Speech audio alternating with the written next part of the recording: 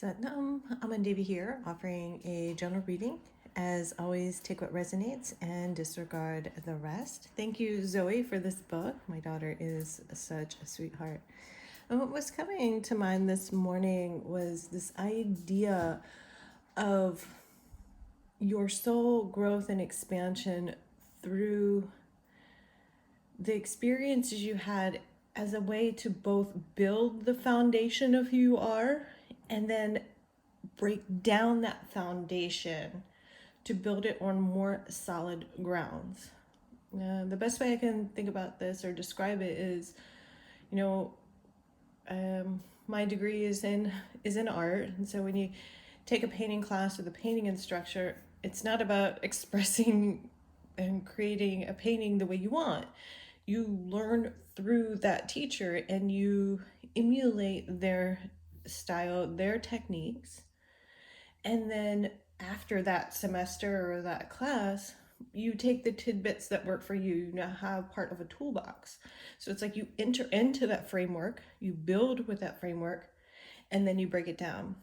As your soul expands and you gain conscious awareness to certain things, and you invite spiritual development and invite your angels to support you, what you thought was your foundation will change, because from the inside out, your world will expand.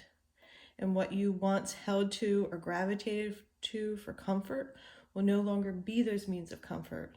Some of that are processes of non-attachment and breaking down the dualistic nature in our way of human thinking to expand you, to allow you to feel the strength within inside yourself as the solid ground and your connection to the divine as your foundation for each step you take growing forward.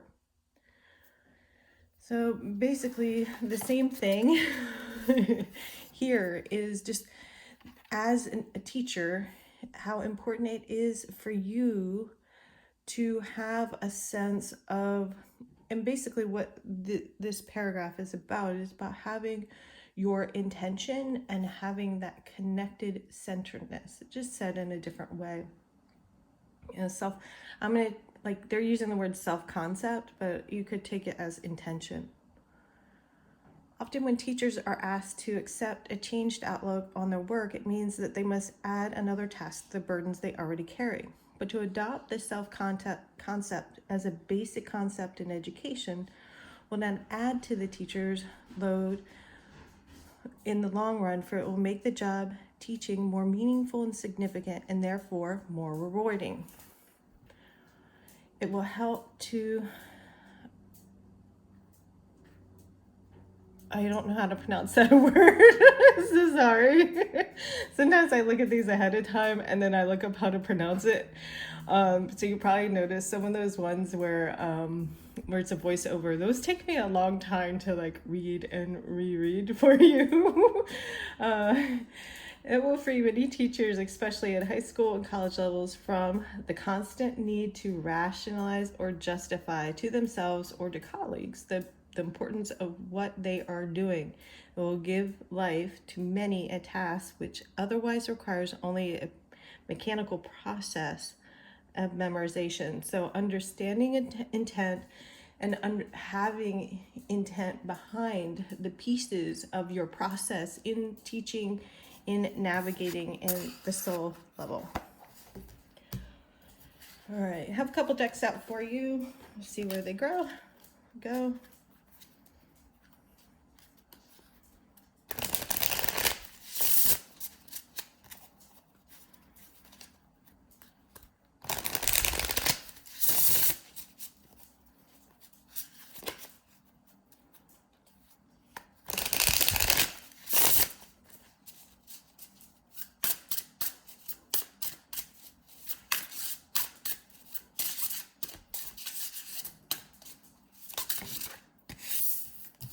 Came out sideways, and that matters for this particular deck because there are, the tower feels very very important to speak to here, because it is part of the spiritual path, is part of their spiritual growth, that they're, what you thought was true is no longer, that you have these changes. And I feel like you get to the point where they don't rattle you the same way they used to. And you learn to navigate and move before the tower moment.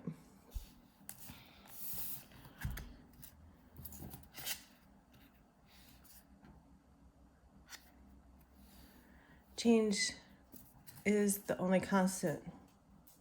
And so recognizing that non-attachment, the study of non-attachment as a process of living on this earth as a human, or otherwise.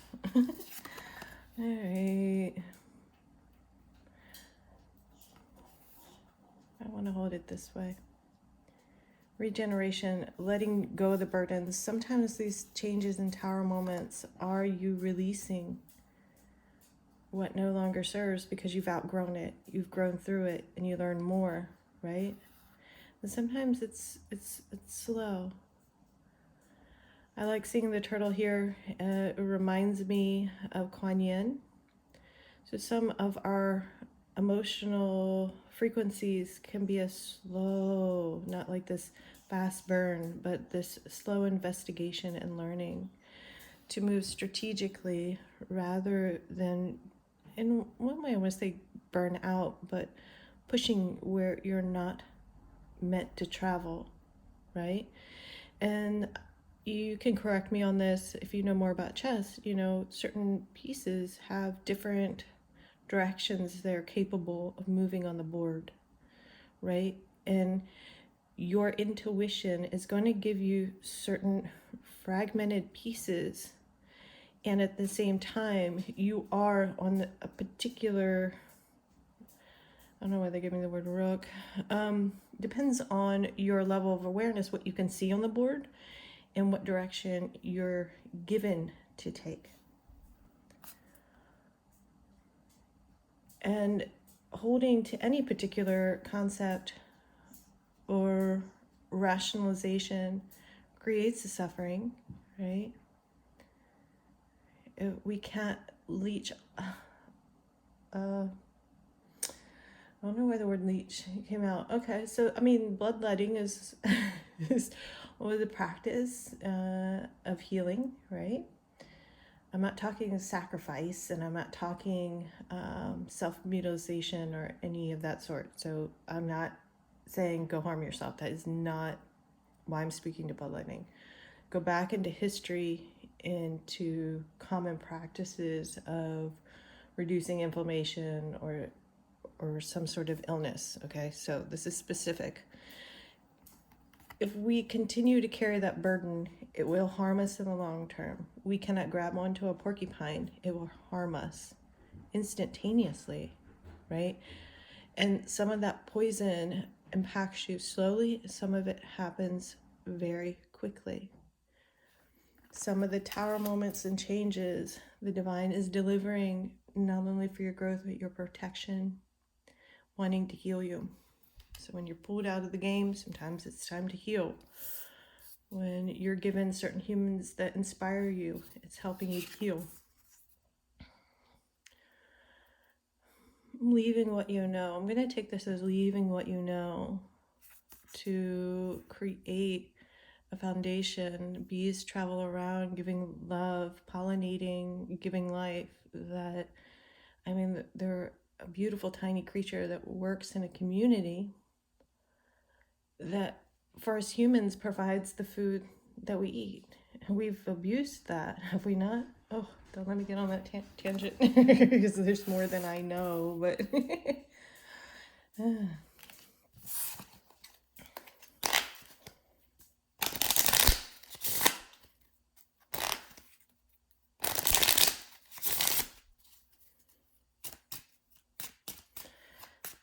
leaving the nest, perhaps spreading your wings or a process of coming home. When you go out and explore and then you come home, you go off to college and you come home. You don't have to. Whatever it is for you. This deck is kind of all over the place right now. Kind of split a little bit. So we kind of, what is your wish fulfillment? What is your intent? What inspires and motivates you? And in the long term, what do you want for yourself as your legacy, as your love, as your foundation for freedom as a human? What feels like, I'm going to take this together as the burden you see for society and how you direct change accordingly. 13 to 4 foundation, 1, the new beginning there.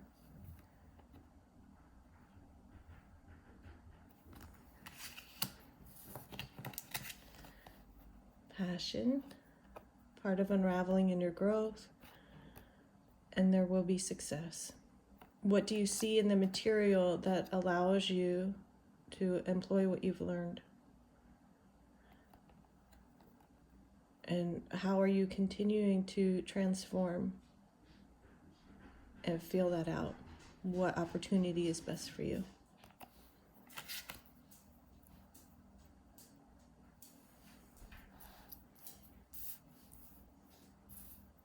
All a matter of purpose. And the divine has a plan, trusting that. They could have been shielding you. I think that's if you've been put in hermit mode, especially with any downloads or any energies that are moving around you in a funny way that they're protecting you from. They see what you're unable to feel and articulate. The chief sees for the tribe and makes moves accordingly.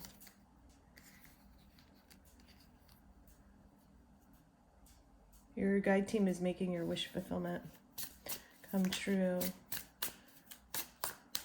Based on what you put out, think about your sonar. Like, I don't know, I wanted, all right, seeing like the Care Bears, the belly, the cousins, how they connect through their belly, but through their superpowers. But like, what word wanted to come out of my mouth is go fish. Not everybody has what you need. And so you might have to go for a deeper dive, perhaps. This card is really standing out. I'm just going to share that again in case you see something else. Transmuting, transcending. Don't allow the burdens of others to be your own. Navigate for the greater good. Because that's what's going to allow you to grow. It's harsh. It hurts too. It does. Okay. Got a lot here. Bottom, trusting, timing. Word anchor is coming out. What does an anchor do? It pulls you down, right? And sometimes you do need to stop, right? Sometimes you do need to stop. You don't want your craft to go off to shore, right? Drop a line. But ultimately, you want to continue to travel. You want to continue to set sail and move with the elements. So your anchor is internally within you. It's not the foundation of who you are, that stopping point. Think more, that was 1414 on the thing. You're anchored within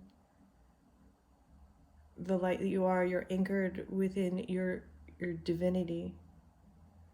The external reality has very little to do with who you truly are, and yet it is part of why you do what you do and how you continue to make moves. Hope that came out right. I am the master of my fate. I am the captain of my soul. What will help you grow and what is helping you to learn? Allow the light to continue to navigate the way. 2 more cards just kind of fell out. I am what I believe I am. So if you want to believe in fairies, then you believe it.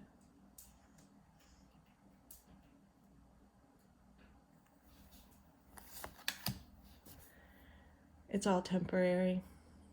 Change is the only constant. And learning to flow with those changes and navigating accordingly will lessen your suffering. And yet we still love, we still desire, and we're still on some level human. We're brought here in this lifetime to be human for some reason. Trust the bigger picture and the strength that's within you and the connections to your team, your guide team. Sending lots of love your way. Send them.